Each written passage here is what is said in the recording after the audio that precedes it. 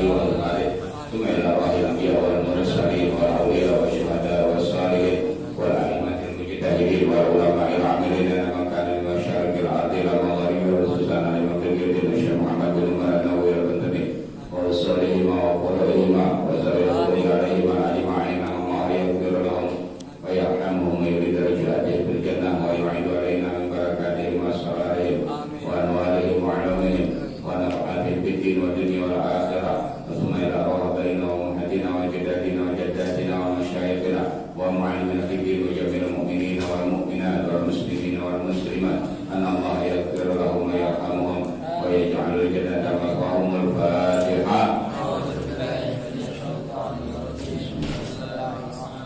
الحمد لله.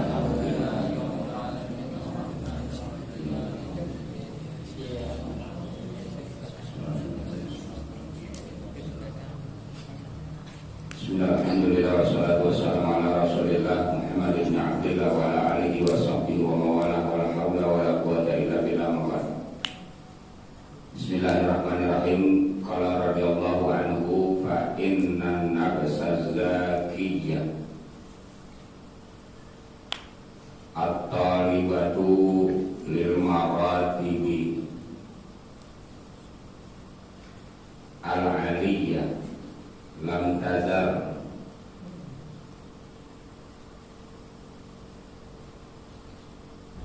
tad'ahu fi tahsilil ulumi syar'iyyah wa min jumlatiha ma'rifatul furu'il fiqhiyyah.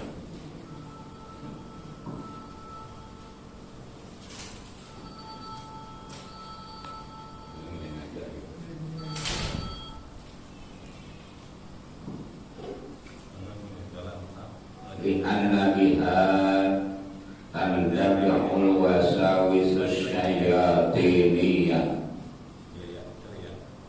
wa tasihul mu'amalati wal ibadatil mardiyah wa nahika bil fiqhi syarafan qaula sayyidis sabiqin wal lahiqin sallallahu alaihi wasallam man yuridillahu bihi khairan yufaqihu fiddin.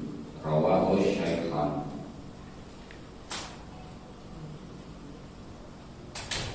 Fa inna nafsa zakiyatu fa innal anfasa az-zakiyatu, sesungguhnya seseorang yang cerdik, orang yang pintar di alam dunia ini, mereka senantiasa mengambil jalan yang tinggi. Ini kita pintar apa enggak nih? Kita lihat kita orang yang cerdik apa enggak dalam menjalani kehidupan. Kita lihat juga orang-orang lain, termasuk kita orang yang cerdik apa enggak tatkala diberikan kesempatan hidup di alam dunia yang sekali sebentar. Orang yang pintar, orang yang cerdik, senantiasa dia mengambil jalan yang tinggi, kedudukan martabat yang tinggi. Itu harus kita ambil jalan itu. Kalau kita nggak ambil jalan kedudukan martabat yang tinggi di sisi Allah tatkala kita hidup, berarti kita bodoh.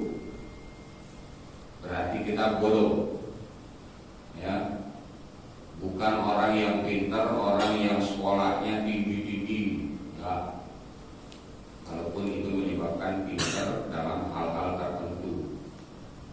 Orang yang pintar, orang yang cerdik, dia mengambil jalan di dalam hidupnya senantiasa mencari kedudukan derajat yang tinggi di sisi Allah.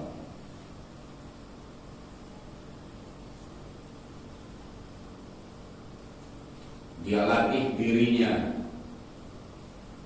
latih diri setiap hari fi tahsilil ulumi syar'iyyah yang dapat menghasilkan ilmu agama. Ternyata itu orang yang cerdik. Dia cari, dia latih dirinya ya untuk mencapai derajat yang tinggi di sisi Allah, bukan di sisi manusia. Caranya bagaimana? Ya, dia belajar mencari ilmu agar kedudukannya tinggi yang dapat menghasilkan ilmu syar'iyyah, ilmu agama. Itu orang yang tinggi, yang cerdik. Kita cerdik belum nih? Belum ya? Nah, ini dikasih tahu orang yang cerdik bukan orang-orang yang hanya hidupnya dibuang-buang waktunya. Ya. Tahu kita orang nggak bisa apa-apa, atau udah tua mati. Ya, nyesel ya, nyesel. Ini orang yang cerdik nih, orang yang pandai, dia cerdik, dia cari ilmu yang dapat menghasilkan derajat nilainya tinggi di sisi Allah. Berupaya kita, walaupun kita ngerjain kerjaan lain, urusan lain kita kerjain, karena memang urusan kita dagang, kerja, bisnis, mobil, apa namanya kita kerjain urusan dunia. Tapi jangan kita lupakan urusan akhirat. Ini orang yang cerdik selalu mencari ilmu dalam hidupnya untuk mendapatkan kedudukan yang tinggi. Wa min jumlatiha ma'rifatul furu'il fiqhiyah. Dari sekian banyak ilmu agama adalah mengenal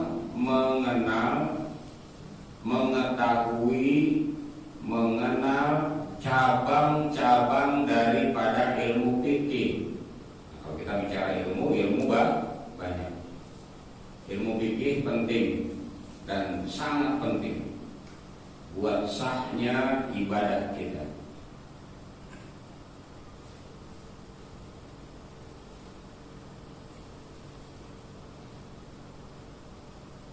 Di mana ilmu tersebut ya untuk mencapai keridhaan Allah Subhanahu wa taala.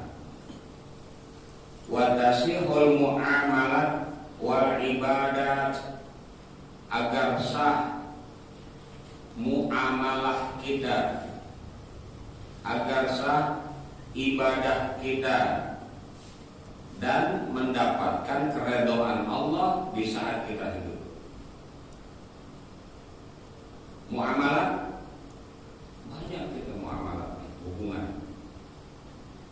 Ya, pekerjaan kita yang kaitannya dengan bagaimana kita bertetangga, bagaimana kita bernegara, bagaimana itu muamalah tuh.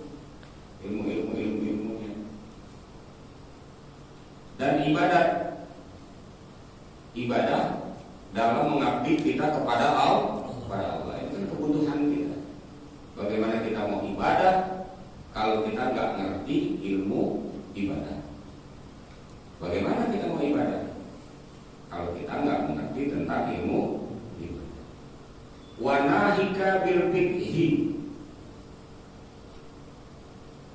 dan apa-apa yang dilarang secara fikih, pemahaman. Ilmu fikih ini adalah ilmu pemahaman dalam beribadah kita kepada Allah, dalam bermuamalah kita, melaksanakan kehidupan ya.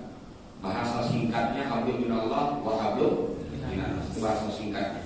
Bagaimana hubungan kita kepada Allah dalam bentuk beribadah, bagaimana hubungan kita sesama makhluk Allah dalam bermuamalah, menjalani kehidupan. Itu diatur benar apa enggak, sah apa enggak ibadahnya, muamalah.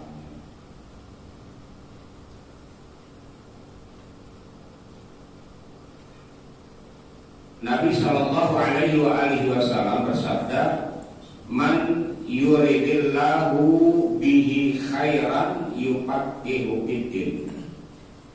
Siapa orang yang Allah kehendaki kebaikan yang sangat banyak pada dirinya,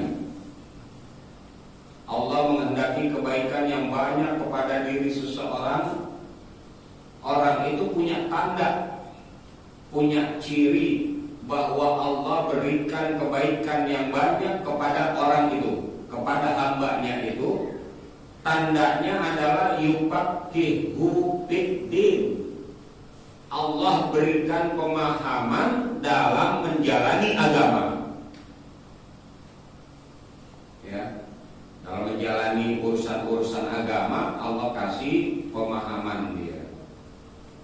Oh, ngerti, dia tahu, oh ini boleh, oh ini enggak, oh ini sah, ini enggak sah. Nah itu semua enggak ada jalan lain kecuali kita tuntut ilmu. Jadi ilmu fikih itu begitu. Ya, yang lain-lainnya tambahan, yang lain-lainnya tambahan, bukan tujuan. Itu Nabi yang memberitahu. Qala Atha fi qaulihi sallallahu alaihi wasallam, berkata Atha ini banyak orang Jawa, ternyata ada sahabat Nabi yang namanya Atha.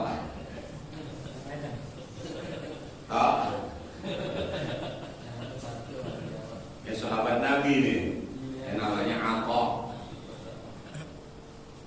Jadi banyak orang Jawa tok ini diambil dari sahabat Nabi, ternyata bukan nama asli Indonesia.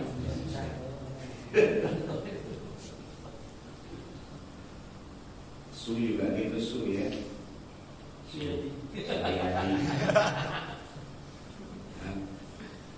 Soeharto, Soekarno, Su, rupanya Su ya kan. Banyak orang Jawa gitu kan Su. Itu diambil dari nama Nabi Sulaiman. Jogja makanya ada satu kampung, daerah, desa namanya Sleman, Yogyakarta.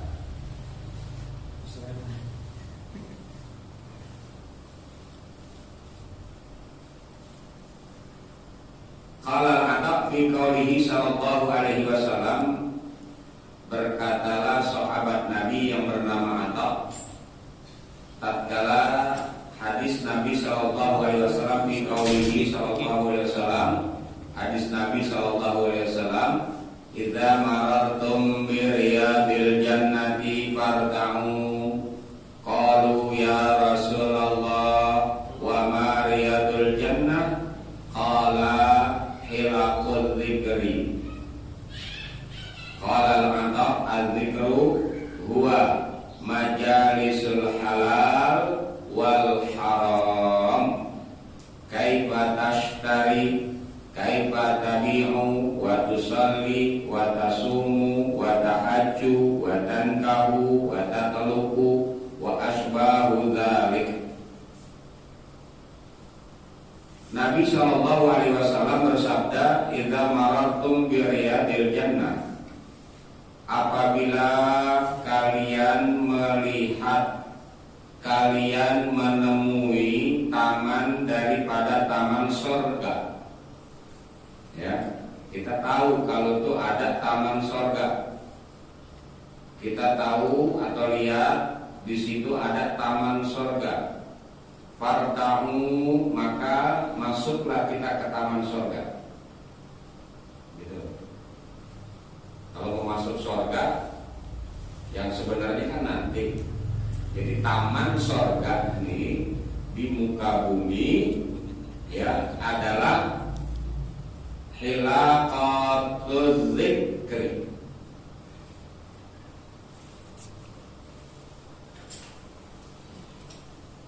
Al-dzikru majalisul halal wal haram.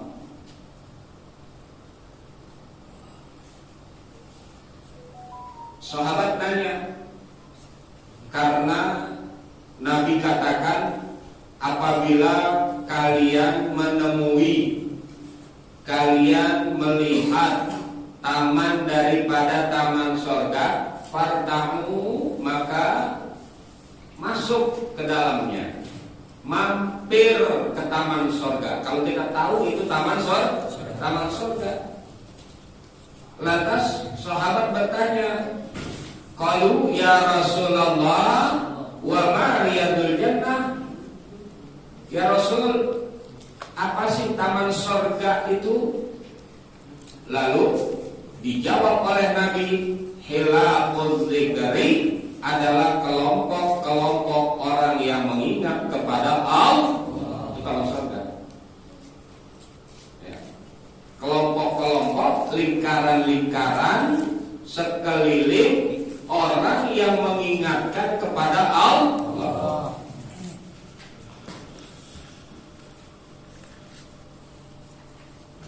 Qala Atha, kata lagi sahabat Nabi yang orang Jawa ini yang bernama Atha. Ya. Sahabat Nabi, ternyata Atha ini sahabat Nabi. Ya. Al-dzikru huwa majalisul halam wa halali wal haram. Yang dikatakan majelis zikir, majelis zikir adalah al-dzikru, yaitu orang-orang yang mengingat. Majelis tersebut, tempat tersebut adalah tempat yang membicarakan mana yang halal, mana yang haram. Ini halal enggak? Oh enggak boleh. Ini haram apa halal? Nah, itu tempat-tempat itu adalah taman sorga. Itu majelis zikir namanya. Majelis tempat di mana orang-orang mengingat akan aturan yang diatur oleh Allah dan Rasul. Nah, kalau kita tahu ada itu tempat dimanapun kita berada, semasi tempat itu membicarakan masalah-masalah agama, mengingatkan diri kita kepada Allah, itu kita jangan nggak masuk di dalamnya. Kita mesti ada di dalamnya, paling agak ngedukung kita. Nah, disinilah yang dikatakan taman sorga, gitu ya. Biar musola adik begini dong, taman sorga nih kalau di dalamnya ada taklil, ya.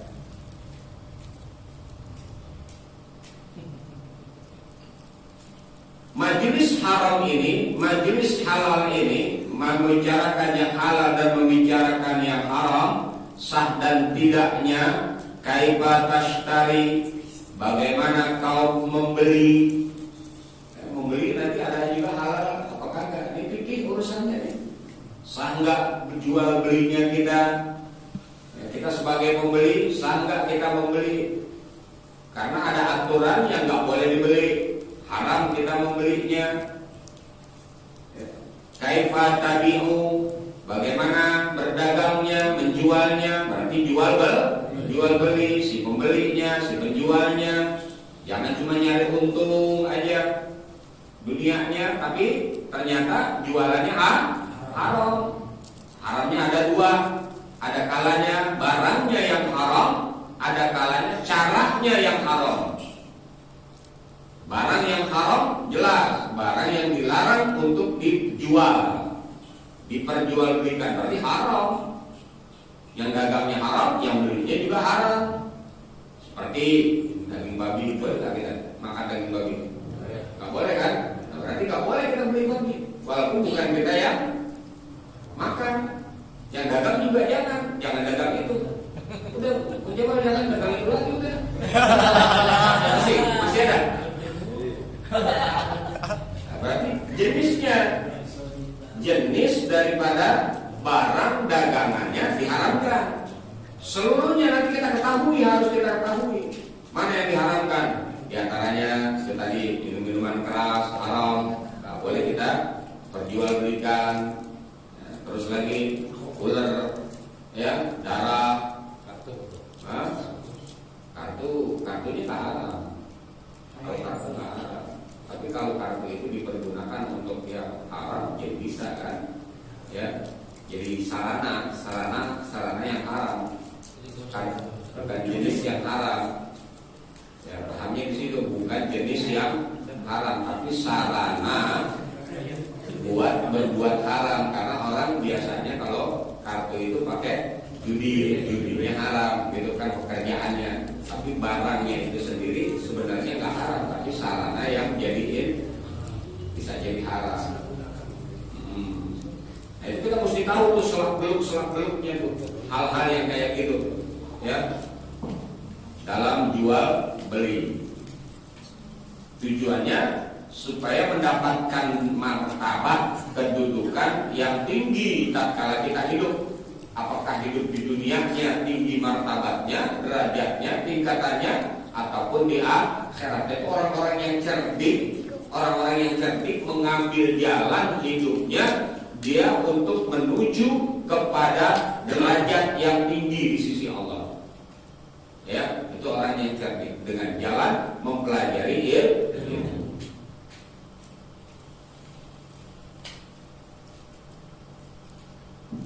Bagaimana caranya membeli, bagaimana caranya menjual, waktu sholli, bagaimana caranya sholat. Ya, di fikih kan begitu. Bagaimana sholat caranya? Sholat kita udah benar belum? Sholat sih nggak ada yang baru. Dari dulu gitu juga ya, nggak ada yang baru. Tapi masalah di dalam sholat banyak nggak? Banyak. Sebelum sholat ada apa tuh? Ada syaratnya, ya kan? Syarat sahnya sholat. Sebelum sholat ada syarat sahnya, di antaranya tutup aurat, suci dari hadas besar dan kecil, dari najis, ya. Hadas besar yang mewajibkan seseorang harus mandi. Apalagi udah punya pasangan suami istri, mandi nggak tahu, kan repot. Akhirnya dia sholatnya nggak sah. Buat mandi, buat wudu, belakang lagi ada apaan? Air, belajarin lagi airnya. Pelajaran air itu fikih, itu kerjaannya tuh, urusan fikih. Yang kesemuanya bagaimana supaya ibadah kita sah, paling tidak sah. Belum lagi nanti hasil daripada ibadah kita, itu hikmah daripada ibadah. Bukan hanya sekedar menggugurkan kewajiban. Ya, ada orang yang beribadah cuma yang penting gue udah ibadah, yang penting udah sholat, yang penting udah puasa, yang penting udah zakat, tapi baru yang penting itu doang, ya. Dari hasilnya belum dapat hasil. Nah, kita kepengennya di samping sahnya ibadah kita, hasil daripada ibadah kita pun dapat nilainya, ya. Buat sementara sah dulu aja udah bagus, ya. Buat sementara.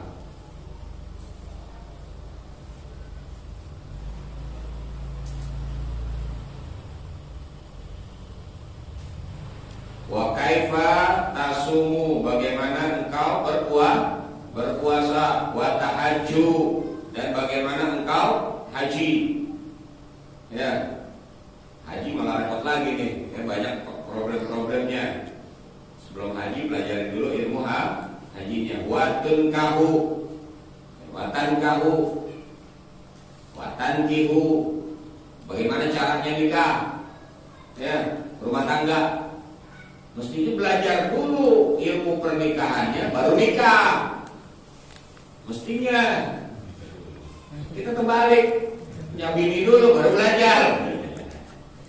Karena di dalam ilmu pernikahan itu sendiri bukan hanya sekadar sahnya nikah, nanti di dalam berumah tangga ini bagaimana nih idealnya, ya. Hak dan kewajiban. Hak adalah sesuatu yang mesti diterima, itu namanya hak.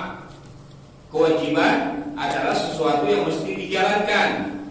Mana haknya suami, mana kewajiban suami, mana haknya istri, mana kewajiban istri, mana haknya anak, mana kewajibannya si anak kepada orang tua. Itu ada dalam pelajaran. Sebelum kita punya keluarga, punya istri, punya suami, belajar dulu tentang ilmu munakaha, berumah tangga. Aman jadinya rumah tangganya. Ini terkadang rumah tangga nggak aman. Goncangan sedikit aja dia kalah. Ada problem sedikit aja, ya bermasalah. Kenapa? Karena si suami nggak mengenal haknya, nggak tahu haknya, juga nggak tahu kewajiban. Hak terkadang yang dituntut sama si suami, hak aja sesuatu yang mesti diterima, tapi dia nggak mau tahu kewajibannya sebagai suami. Akhirnya istri yang dirugikan. Istri yang dirugikan, padahal istri pun punya hak. Kita punya hak, karena kita biasanya suka tuntut hak kita terus. Bini harus begini, bini harus begini, bini harus begini. Giliran kita aja kewajibannya sepelein, padahal haknya istri. Nah ini kalau dia hak dan kewajiban dijalankan dengan benar di dalam rumah tangga, menangkah ini, maka insya Allah kalau ada persoalan dan problem ya masing-masing udah tahu, udah ngerti, saling maklum aja udah. Ya, ini dalam ilmu fikih diajarkan juga begitu. Insya Allah kita mau pelajarin nih ilmunya, ya, mau pelajarin dikit-dikit ya, pelan-pelan ya, walaupun ngajinya 3 bulan sekali.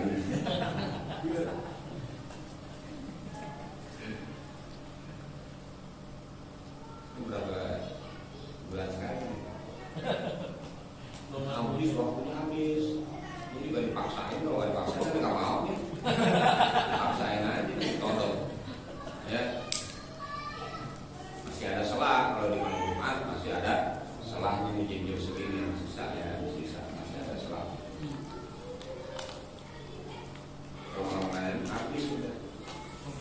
Satu malam Jumat, yang 2 itu di malam Jumat keempat. Malam Jumat keempat. Ya, bisa ya. Gimana Jumat berapa? 2. Kalau mau ngambil sebulan 2 kali, nggak bisa malam Jumat, nggak bisa. Kalau tiap malam Jumat aja. Malam Jumat, tapi 2 kali, cuma 2 kali bisa deh tuh. Malam Jumat pertama sama malam Jumat ketiga. Iya, pertama malam ketiga. Berarti malam gaji juga bisa. Iya, malam Jumat gaji. Kalau mau 2 kali, kalau mau sekali, kalau satunya aja. Berapa lama berapa sisa aja. Ini langsung gitu ya. Maksudnya durasi gitu Mas. Ada juga. Iya benar. Kalau di sini malam Jumat, tiap malam Jumat ERU. Jadi kalau di sini berapa jam selama sholat isya berapa? Sana jam berapa mulai? 8. Setengah 9. Mulai aja setengah 9. Sudah 9 di sini. Bisa. Ini boleh jam berapa nih? Oh, Bisa. Di sini nggak lama-lama. Iya. Bisa daripada sholat, terus rencana sholat di sana di masjid, ya kan? Udah jadi kalau berjalan kemarin udah langsung mulai gitu, ya kan? Selesai di sini masih ada waktu. Bisa. Bisa ada waktu. Nyambung lagi nak ke sana jadi nyambungnya. jadi tambah sore ada berdua.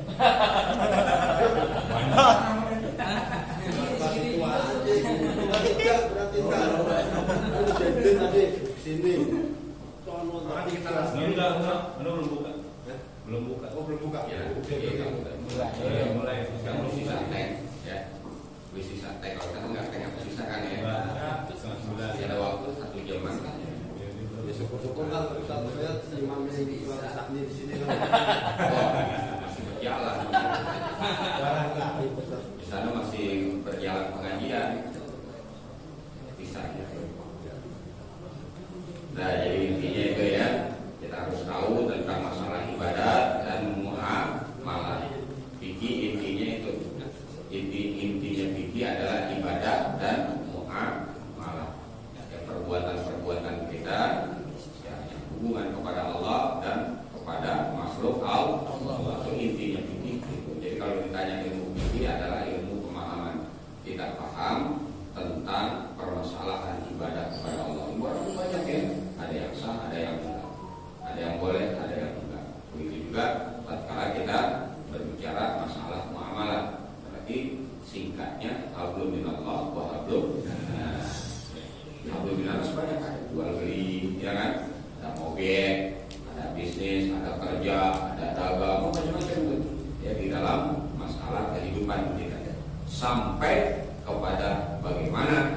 derajat bernegara sampai ke sana.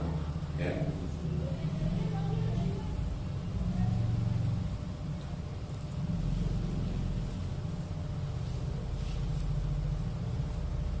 Dan seperti itu lain-lain lagi. Waqala Sufyan bin Uyainah lam yu'ti ahadun ba'dan nubuwati afdalu minal ilmi wal faqhi biddin. Tidak ada seseorang lam yu'ti ahadun ba'dan nubuwah afdalu, tidak ada yang Allah berikan kepada hambanya, kepada manusia setelah kenabian lebih utama dibandingkan dengan ilmu dan fikih. Di dalam masalah agama paling utama makhluk Allah, hamba Allah, ya, paling utama, paling tinggi, paling terbaik adalah nabi-nabi, ya, para nabi. Dari 124.000 nabi. Nabi jumlahnya 124.000. Bisa aja ada yang ke Indonesia, ya, 124.000. Ya. Dari Nabi Adam sampai Nabi Muhammad SAW. 4 yang gak meninggal sampai waktu yang ditentukan. 2 di langit, 2 di bumi. Di langit Nabi Isa sama Nabi Idris. Kalau di bumi Nabi Khidir sama Nabi Ilyas. Ya, yang banyak kisahnya muncul Nabi Khidir.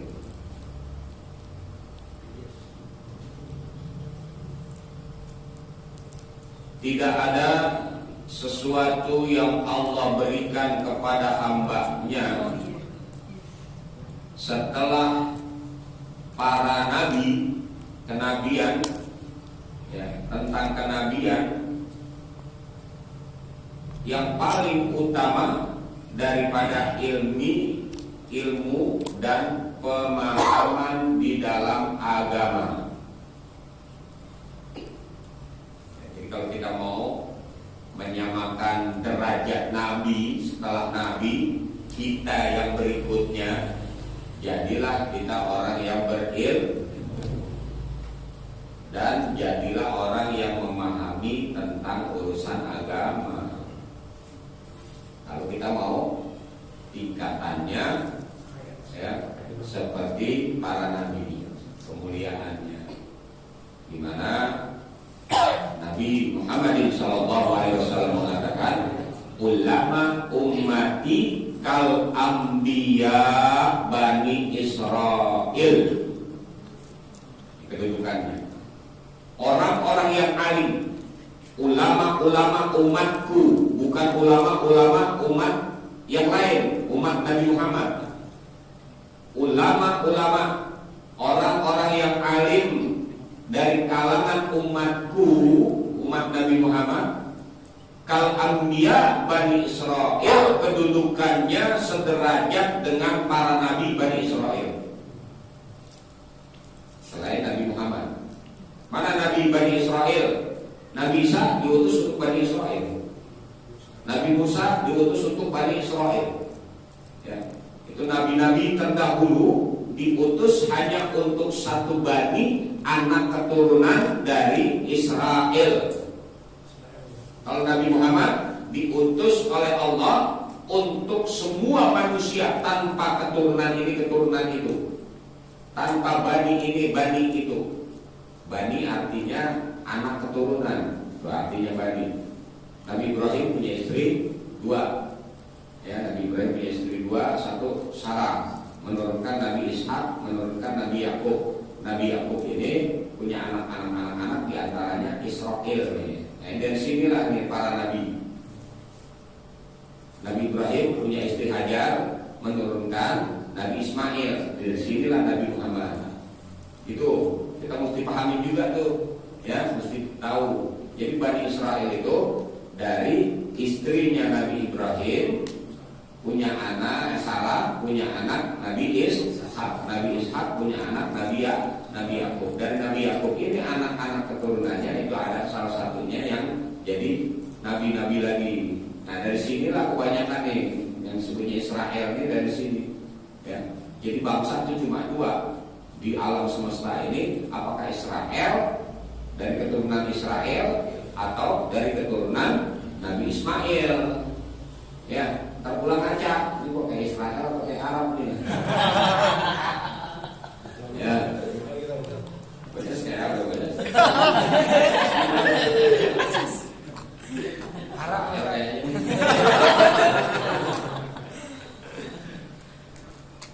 Cuman keturunan Bani Israel ini diutamakan oleh Allah karena banyak nabi-nabi dari situ. Ya Bani Israel itu ni'mati allati an'amtu 'alaikum wa anni fadhaltukum 'alal 'alamin. Hai Bani Israel, bersyukurlah atas nikmat yang aku berikan kepada kalian. Ya, kenapa? Karena nabi-nabi itu dari Bani Israel, Nah, semua nabi, ya, pengikutnya adalah Bani Israel. Anak keturunan Israel, pengikut daripada nabi-nabi. Kalau Nabi Muhammad, kafatan linnasi basyira wa nadhira wa da'iyan ila Allah bi iznihi wa sirajan munira. Itu Nabi Muhammad diutus tanpa kecuali. Kafatan linnas, buat semua manusia yang berada di muka bumi. Ya, mau sukunya apa, bangsanya apa, keturunan dari mana, itu Nabi Muhammad diutus untuk semua mereka itu. Bedanya antara Nabi Muhammad dengan nabi-nabi lain. Israel itu, nabi semua. Israel udah gak boleh. Ya, ngikutin lagi yang Bani Israel ini mengikuti nabi-nabi yang lain-lain udah gak boleh. Karena itu oleh Nabi Muhammad semuanya mesti tunduk kepada yang terakhir. Gitu. Untuk kekuatan keimanan kita harus begitu.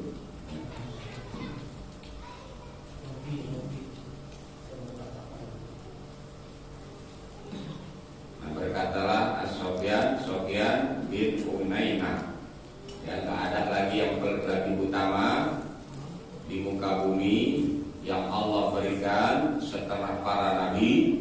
Ya, yang paling utama adalah orang-orang yang daripada minal ilmi, daripada ilmu, wal faqih fiddin, dan faqih dalam urusan ad-din, agama, paham dalam urusan agama.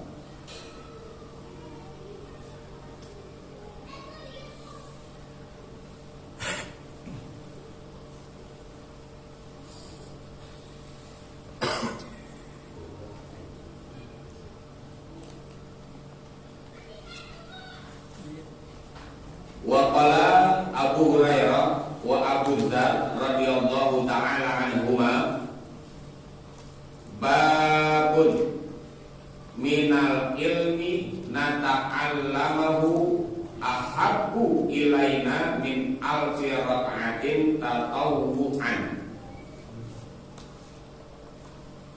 Abu Hurairah dan Abu Dzar, yang Allah redha keduanya, menyatakan satu bab daripada ilmu, satu bab pelajaran daripada ilmu, nata'allamu, dipelajari, diamalkan, ya, minal ilmi nata'allamu, daripada ilmi yang kami pelajari, ahabbu ilaina, lebih aku sukai, lebih kami sukai, min alfi rak'atin tatawwu'an, dibandingkan dengan 1000, ya, rakaat salat karena kepatuhan kepada Allah. Jadi satu bab ilmu lebih disukai, lebih utama dibandingkan dengan 1000 rakaat. Bang Abong sholat 1000 rakaat, antum belajar ilmu satu bab anaknya lebih suka acung dibanding makabung. Kenapa? Makabung hebat pada sholat 1000 rakaat, sholat lagi sampai 1000 rakaat, hebat nggak? Hebat ya. Tapi kalah sholat itu 1000 rakaat dengan menuntut ilmu 1 tahun. Jadi kalau mau nyari pahala paling gampang belajar. Sholat. Ini sholat sunnah ya. Sholat sunnah. Kalau sholat wajib kan lain. Kalau sholat wajib mau nggak mau, suka nggak suka, dengan rela atau terpaksa, yang namanya wajib kerjain. Kalau yang namanya wajib ini sholat sunnah, ya. Pernah kita sholat 1000 rakaat nggak sholat sunnah? Nggak pernah. Ya. Pahalanya menyamai kita belajar ilmu.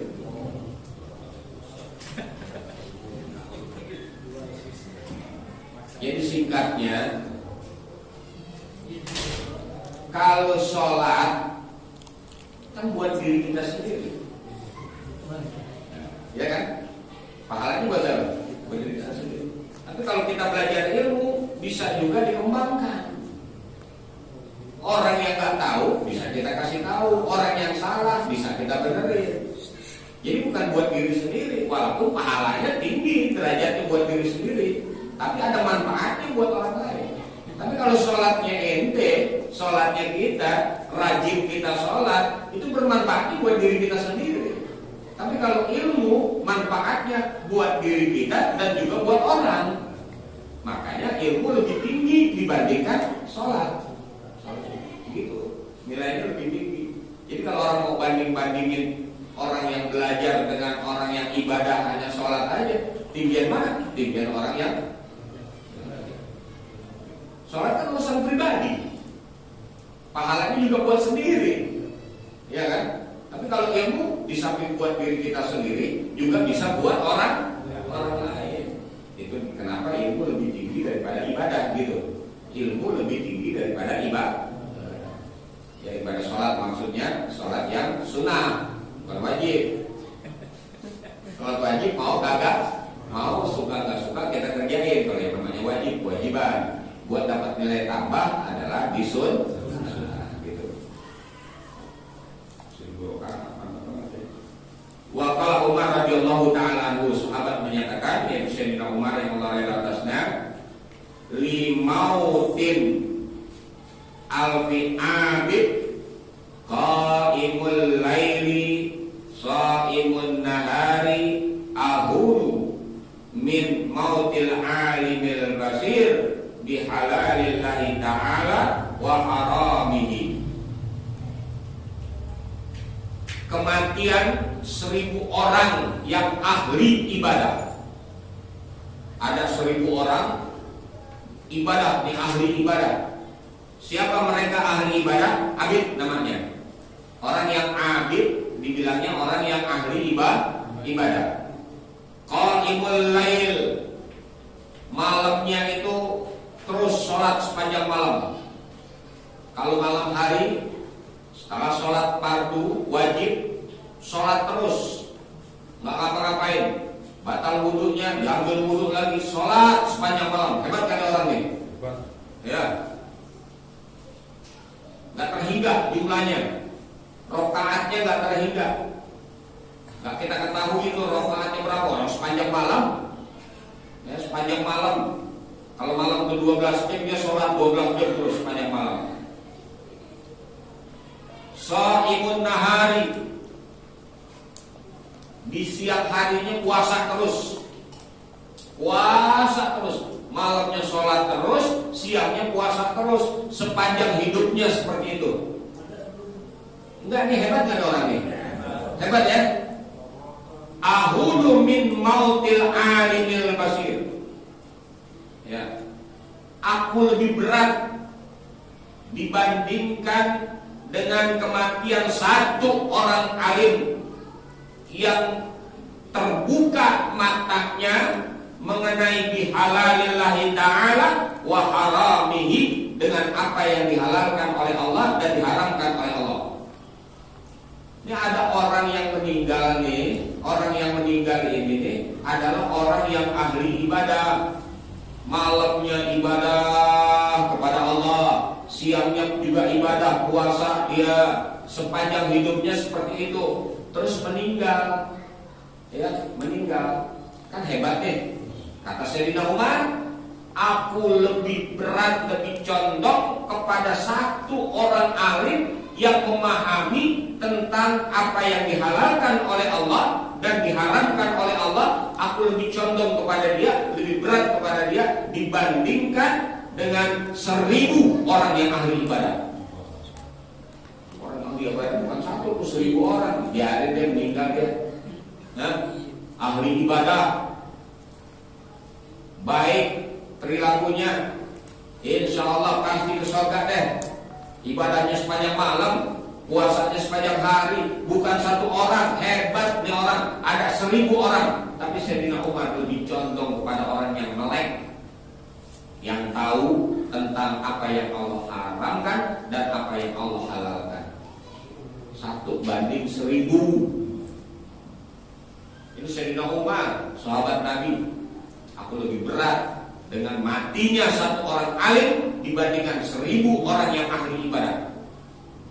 Yang ahli ibadah meninggal, biarin, kubur aja udah, enak buat dia surga, orang ahli ibadah. Tapi orang alim yang 1 mati, ya udah sulit, gantiin lagi. Gantiin lagi susah gak? Yang seperti kayak begitu, alimnya kayak begitu, melek dalam masalah yang halal, melek dalam masalah yang haram, tahu kedudukannya, penempatannya. Ya, ini keutamaan ilmu. Kita kepengen nih, ya kita kepengen mempunyai keutamaan. Belum jadi kita orang yang alim. Jadi orang apa dulu? Orang yang belajar dulu ya. Kita lihat keutamaannya. Orang yang mempelajari ilmu, biar kita gairah. Tahu nggak gairah? Hah? Semangat, ya semangat. Walau lal ulama lasaran nasu kulluhum kal bahaim. Seandainya tidak ada orang-orang yang mengerti ilmu, orang-orang yang alim, ulama-ulama, lasaran nasu, niscaya seluruh manusia kal bahaim, kulluhum kal bahaim, semuanya bagaikan binatang. Tanggung nih, ya. Walaulal ulama'u lasaran nasu kulluhum kal bahaim. Seandainya tidak ada orang alim di muka bumi ini, nggak ada orang yang mengerti ilmu, nggak ada ulama yang memahami tentang ilmu Allah dan Rasulnya di muka bumi ini, manusia semuanya kayak binatang, udah sama sama binatang. Masih ada aja pada kayak binatang. Percaya nggak manusia di binatang? Allah mengibaratkan, ya, kal an'ami balhum adal. Manusia ini mestinya mulia. Walaqad karramna bani Adam. Sungguh manusia itu telah dimuliakan oleh Allah. Keturunan Nabi Adam, manusia dimuliakan oleh Allah. Ini memang Allah yang memuliakan, yang membedakan manusia dengan yang lainnya, makhluk Allah lain. Manusia dimuliakan oleh Allah. Dasarnya mana? Dalilnya walaqad karramna bani Adam.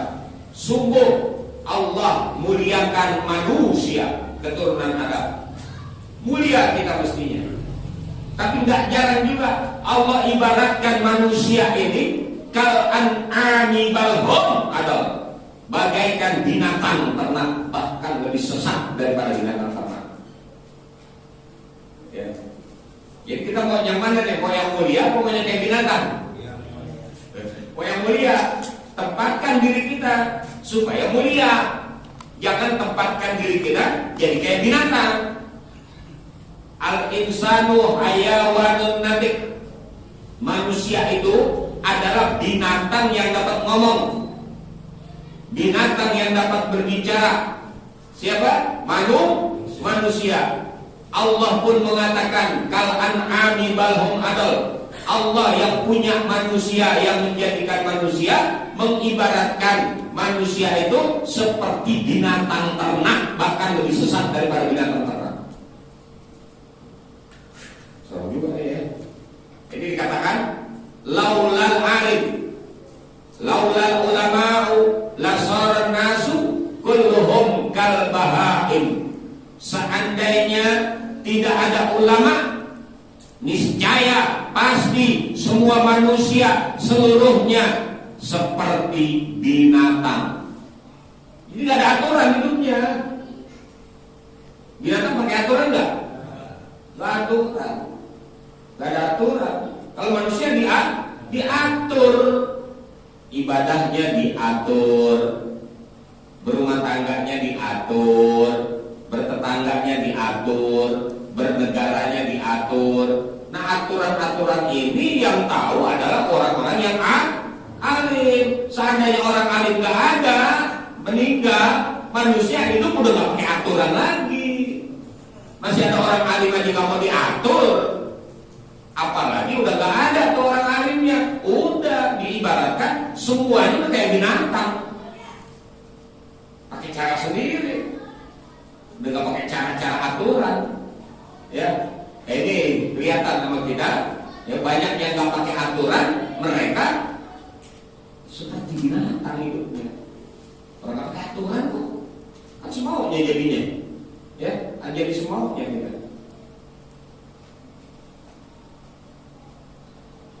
Qala Abu Lais, berkata Abu Lais, man jalasa inda alimin walam yaqdir ala hifzi syai'in minal ilmi nala sab'a karamat. Siapa orang yang duduk di sisi orang-orang yang alim, walam yaqdir ala hifzi syai', namun dia tidak mendapatkan, ya, nggak kuasa untuk mendapatkan hafalan-hafalan yang dikatakan oleh orang alim tadi. Ya, kayaknya bobol banget nih, kenapa moncong kali ini, gitu, ya kan? Cuma dia ada tuh di situ, duduk di sisi dekat-dekat orang alim, di lingkaran orang alim, maka akan menghasilkan, akan mendapatkan 7 kemuliaan. Walaupun bobel, tahu gak bobel? Ya, ikut gua aja 2 tahun nggak naik-naik.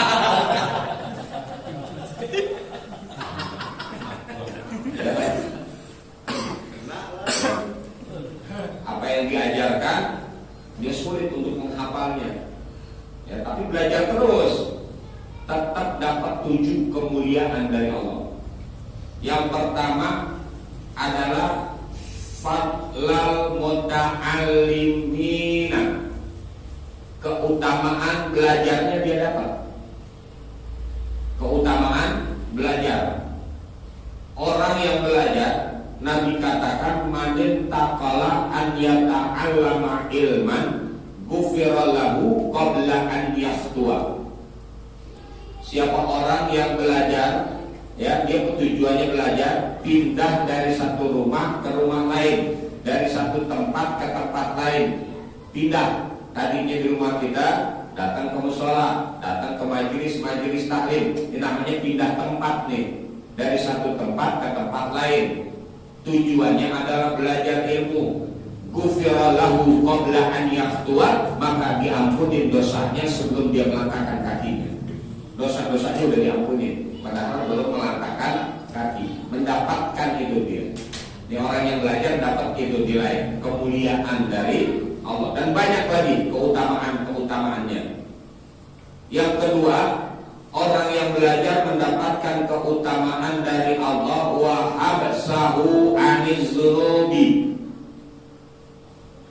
Dia terpenjara, terkekang, terjaga daripada berbuat dosa. Dengan sebab kita belajar setengah jam, 1 jam, 10 menit, kita nggak kerjain dosa. Tapi coba kalau kagak belajar, nongkrong lagi kita, ngerjain dosa lagi. Begitu nggak kira-kira? Ya, dengan sebab belajar, nggak mungkin dia mengerjakan dosa. Tapi kalau dia nggak belajar, banyaknya nggak yang dilihat sama diri kita. Lihat ini, lihat itu, ngomong ini, ngomong itu, ya kan? Yang menjadikan dosa buat kita. Nah, orang yang belajar itu dapat kemuliaan dari Allah, ya, terhindar dari perbuatan dosa. Masa ya ngaji sambil bikin dosa? Kan nggak mungkin, ya. Yang kedua, dapat kemuliaannya. Yang ketiga, wa nuzulan rahmah alaihi ala khurujihi min baitihi.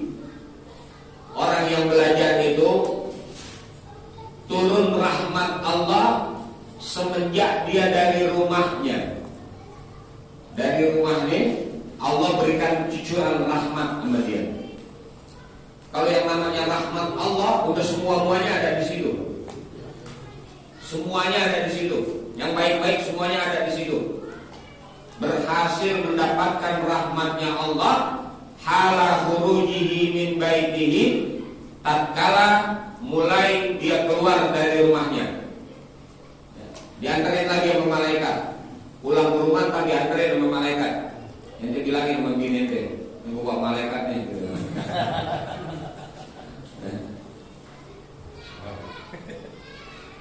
Wa idza nazalatir rahmah ala ahlil halaqah hasala lahu nasibun. Yang keempat, apabila rahmat Allah itu turun kepada sekeliling orang yang belajar, karena orang yang belajar ini mendapatkan rahmat Allah, turun rahmat Allah, ya, di sekeliling orang yang belajar.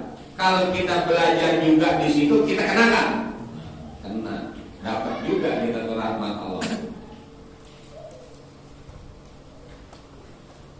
Yang kelima, wa yuktabu lahu ta'atun madama mustami'an. Dicatat sepanjang kita mendengar ilmu, itu dicatat kita dalam ketaatan kepada Allah. Jadi catatan malaikat pencatatnya, ya, taat belajar 10 menit taat 10 menit taat lagi. Jadi catatan taatnya banyak. Catatan ketaatan kepada Allah dicatat oleh malaikat pencatat madama mustami'an, semasa kita mendengarkan ilmu. Baca tembok.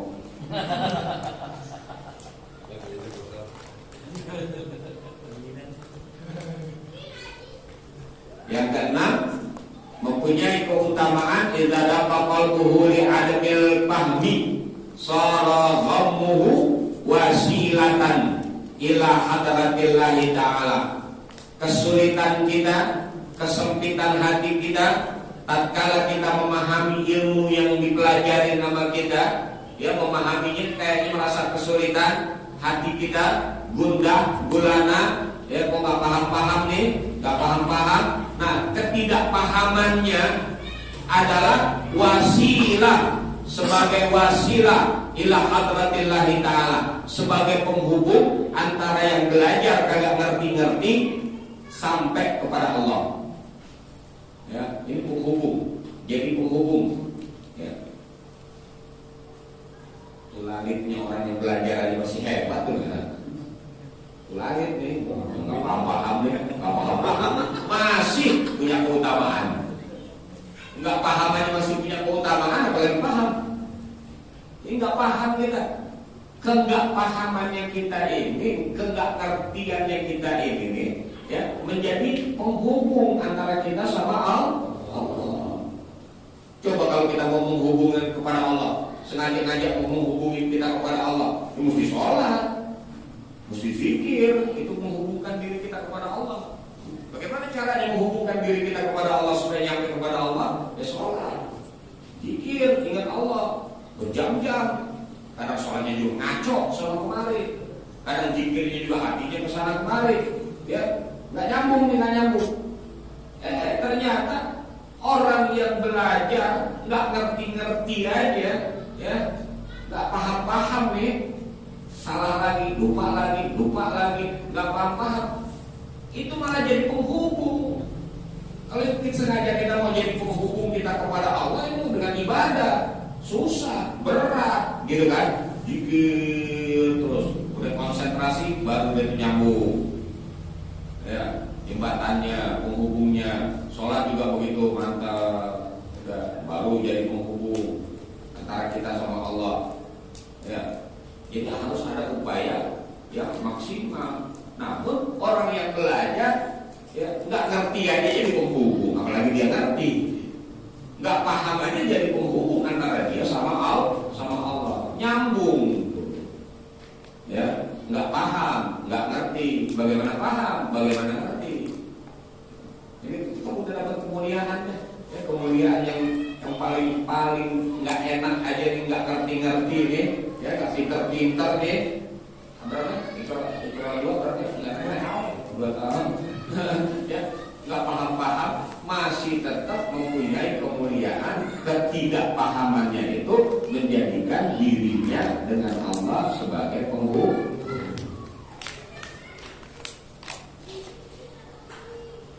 Yang terakhir, wa yara izzal alim wa zulal fasik fayamilu tabuhu ila ilmi wa yarudda qalbuhu anil fisqi. Keutamaan yang ketujuh, keutamaan orang yang belajar mendapatkan kemuliaan. Orang yang belajar izzal alim wa zulal fasik. Mereka orang-orang yang belajar itu akan memuliakan. Dia bisa melihat kemuliaan ilmu dan orang yang mempunyai ilmu. Dengan sebab belajar kita jadi tahu, oh ternyata begitu mulia ilmu itu, begitu mulia orang yang punya ilmu. Ya, wazul al-fasik, dan dia akan tidak memuliakan orang-orang yang fasik, yang jahat. Fayamilu tabuhu ila ilmi, maka wataknya, ini watak nih yang ada di diri orang yang belajar, maka wataknya, cara berpikirnya berubah, ya berubah condong kepada ilmu. Kita ini suka masih juga kadang condongnya ke duniaan.